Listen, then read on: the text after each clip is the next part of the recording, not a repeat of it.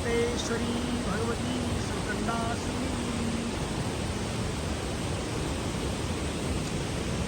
आज भगवती सुकंडा के ये मठ गांव पुजालडी में, और ये देख रहे हैं आप ये माँ सुकंडा भगवती का जो सुरकुट पर्वत पर मंदिर है, उस मंदिर से जो धारा चलती है वहाँ से चलती हैं 5 धाराएं। उनमें से एक धारा है हेवल धारा।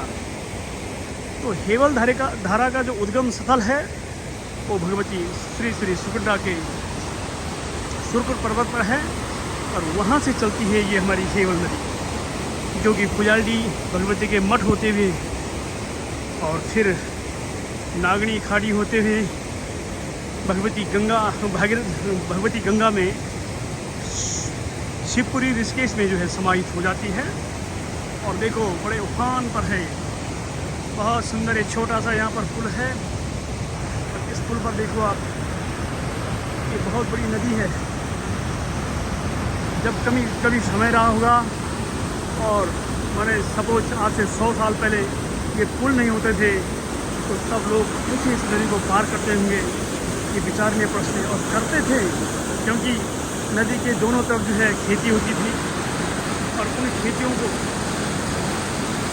समय समय पर सिंचाई, गुड़ाई, निराई आदि देना होता था। कितना बढ़िया जो दृश्य है और दूर से देखना है। और ये भगवती श्री श्री सुकंडा का बहुत सुंदर दृश्य।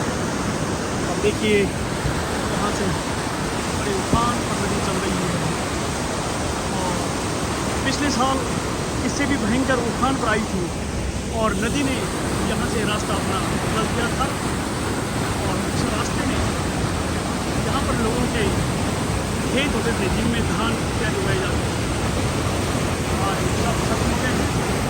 नदी ने अपनी धारा बदली और यहाँ से पिछले साल यहाँ से ले लिया, यहाँ से मुँह ले लिया। तो तमाम यहाँ शेरे थे जिनको खेत कहते हैं, क्यारियाँ कहते हैं, और इन तमाम क्यारियों के चीरते हुए बीचों बीच उसके सीने को चीरते हुए और सीधा जो है नीचे निकल गई, और एक बहुत बड़ा दैवीय आपदा जो है आया, जिससे बहुत ज़्यादा किसानों का बहुत नुकसान हुआ।